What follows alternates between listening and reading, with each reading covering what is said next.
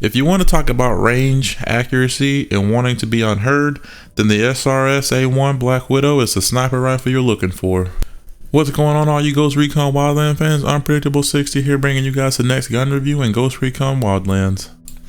Now, I won't sit here and say that this is the best sniper rifle in the game just because it is a part of a DLC. It's not the best sniper rifle in the game. It just has some pretty unique stats, and it's just one of a kind. And of course, you can only get this by purchasing it through the DLC pack that they have provided for you. And of course, the only thing I can really say that's different is the design, unique design that they have with it, which it really just looks black, and it probably has an emblem somewhere on here. I really haven't seen anything that was like too much different than any other black weapon that's on this game. And I mean, there's a spider at the end of this thing. That's about the only differentiation here with this weapon, and it's just, like I said, it's a really good sniper rifle, especially if you're wanting to be stealth. It's actually something that's really useful because the accuracy is there, so you really don't have to worry about missing too much with this thing from any given distance, unless it's just like something ridiculous like 1,000 meters away.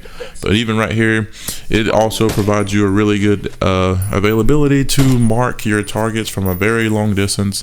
And you know, the bullet drop really starts to play an effect right here. I mean, it's just a really useful sniper rifle if you're within the base. I won't say if you're where he is, because this is again my friend's footage here, but of course, you know, it's just one of those things that it can be very useful at a night ops like he's doing here. And it's just, you can't get too crazy, even though the accuracy and the range is there. He just may be sucking at sniping. It can still be a very useful sniper rifle. Now, I wouldn't guarantee you a kill because the damage output is not that high. But again, this is something, if you wanted to be stealth with it, it's something that could be very useful for that aspect. Now, I just want to go back to how the distance works with this weapon. Of course, you guys just witnessed that 300 meters is probably when the bullet, I'm just giving you an estimate that 300 meters is when the bullet drop really starts to play an effect with this weapon. Like I said, even though the accuracy is there and the range is there, it for some reason starts to drop after 300 meters, and that's probably any sniper rifle in the game, especially when you have a silencer on it. Now, of course, you can't, I don't think you can remove the silencer off of this one. If you can, I don't think he ever did. Taking a shot. But I do believe that the accuracy and the range do have an effect with the silencer, so you have to keep that in mind. Now, even when you do have the silencer upgrade, you're only making sure that the damage output is still there. You know, it's not really about having an upgraded sniper rifle with having an increased amount of whatever, like what compensator would give you. But of course, like I said, these weapons come as is, and you can't do anything with them. You can't change them, you can't edit them. It's just the weapon itself, and that's what you get. You know, it's not anything you can actually fix. And there are other weapons in the game like that you can find around the map that are also uneditable, and it's really kind of annoying. And I don't know why right here he's missing so bad.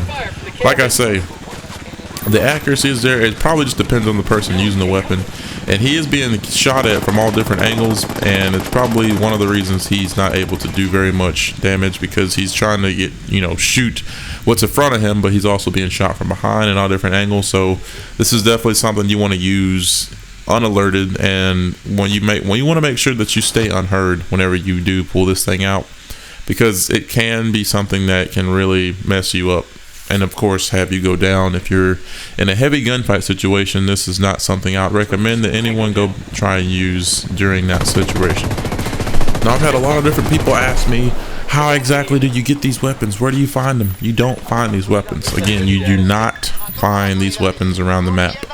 You do have to invest money in this game, and you do have to buy the weapon pack using the in-game credits, but you also have, along with that, you have to actually spend real money to get the credits. So for those of you who have been wondering, how do you get these weapons, you have to actually invest a little money in the game. And I know that sucks, because a lot of this stuff is really cool, but you never know. It could actually help you in this game. It could provide you a much better experience using certain weapons if you go ahead and just invest a little money. Me myself, You know, I didn't even think about putting money into this game like that because I had already bought the $100 version, you know, so I was kind of done with investing any more money with this game. Now, I'm not going to sit here and say that I won't get anything else, but of course, having the season pass does help with buying a lot of different things. And, you know, having a season pass also means that I don't have to buy DLC as much as other people. Now, even having the season pass does not mean you can just go ahead and get any kind of DLC that's within the game.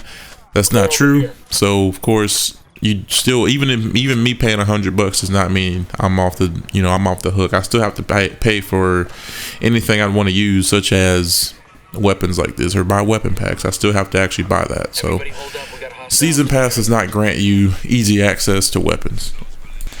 Now, damage output for this weapon is at halfway, so I mean, you're really gonna, depending on how far your target is away and where you shoot them, I'm gonna say that, especially when you're dealing with UNIDAD, you probably got to shoot them twice because they wear body armor. Now, if you shoot them in the head, it could potentially kill them with one shot, but it just depends on how far away you are. Because I mean, right here, you guys just witnessed, he got a one-shot headshot, so it's like you don't have to spend too much time using ammo for this weapon to kill a person. So you could still just hit someone and move on, hit someone, move on. It's still a quick process with this weapon. So that's just one of the things I wanted to point out, because damage in this weapon, damage in this game rather, has a lot to do with how you affect your targets. And I really want to say that damage is more so for vehicles, because honestly, when you shoot anyone, whether it be UNIDAD or just regular cartel members,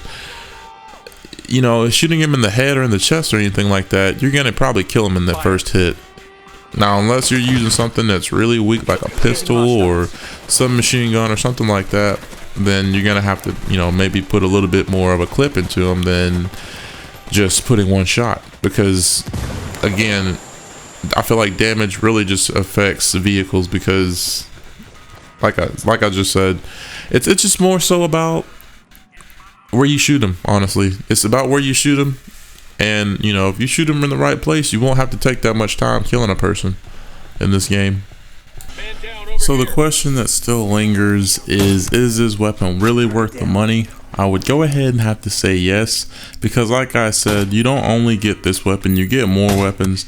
And I mean, you can see whenever he scopes in to shoot someone, even if it's pretty decent distance away, the bullet kind of strays off. And it's really not because this weapon is anything like inaccurate or anything like that. It is a sniper rifle, supposed to go far long range and all that good stuff and be very accurate and whatnot. And this weapon is probably best used at third person, because it seems to be more accurate for some reason in third person than it would be scoped in. And it's something that a lot of people might find a good use out of using in third person more than they would first person.